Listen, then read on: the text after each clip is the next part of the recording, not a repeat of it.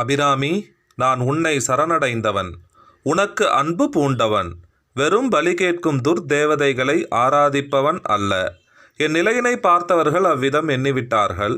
மேலும் கீழும் 4 திசைகளும் என்னை சுற்றிலும் முழுவதுமாய் படர்ந்து இருப்பது உன் பிரகாசமே, நான் பாடுவது உன் புகழே என்று பாடுகிறார். 64வது கயிறு அருந்தது, பாரும் புனலும் கனலும் வெங்காலும் படர் விசும்பும் என்று பாடுகிறார்.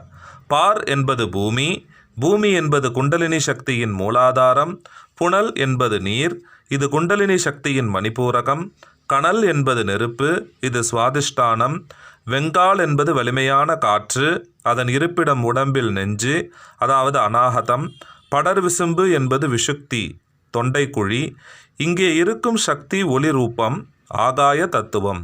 இவை எல்லாமும் சுப்பிரமணியத்தின் உடம்பில் விழித்து எழுந்தன, முழு பலத்தோடு பிரகாசித்தன.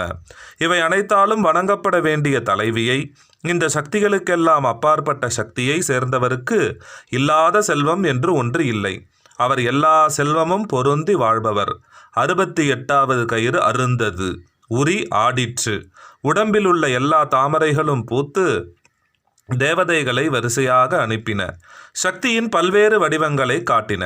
பைரவி, பஞ்சமி, பாசாங்குசை, பஞ்சபாணி, வஞ்சர் உயரவி உண்ணும் உயர்ச்சண்டி காளி ஒளிரும் கலா, வைரவி மண்டலி மாலினி சூளி வாராகி என்றே செயிர் அவி நான் மறைசேர் திருநாமங்கள் செப்புவரே.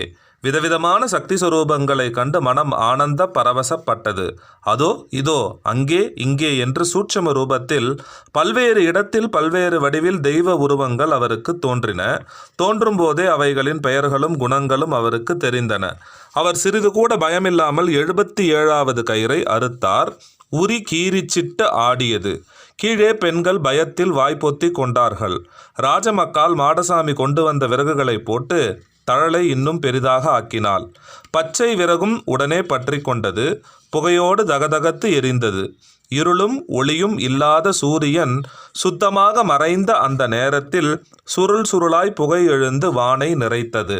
காற்று அசையாது இருந்தது. மன்னர் புரண்டு படுத்தார். யாரோ முதுகில் பிரம்பால் அடித்தது போல் உணர்ந்தார். திடுக்கிட்டு எழுந்தார். யாரது என்று கூவினார். தாதிகள் பரபரத்தார்கள். வேலையாட்கள் ஓடி வந்து கை கட்டி நின்றார்கள். ஐயாவையன் எங்கே? மன்னர் எழுந்து உடை சரி செய்து கொண்டார். ஐயாவையன் வந்து நின்றதும் அரசனுக்கு ஏனோ சுப்பிரமணியம் ஞாபகம் வந்தது. அந்த அந்தனர் எங்கே? மேலே. அரசருக்கு பகீர் என்றது. தற்கொலையா, இறந்து விட்டாரா? மனம் கலவரப்பட்டது. இல்லை மன்னா, கீழே தீ வளர்த்து மேலே உரி கட்டி உருகி உருகி அம்பிகையை பற்றி பாடிக்கொண்டு இருக்கிறார்.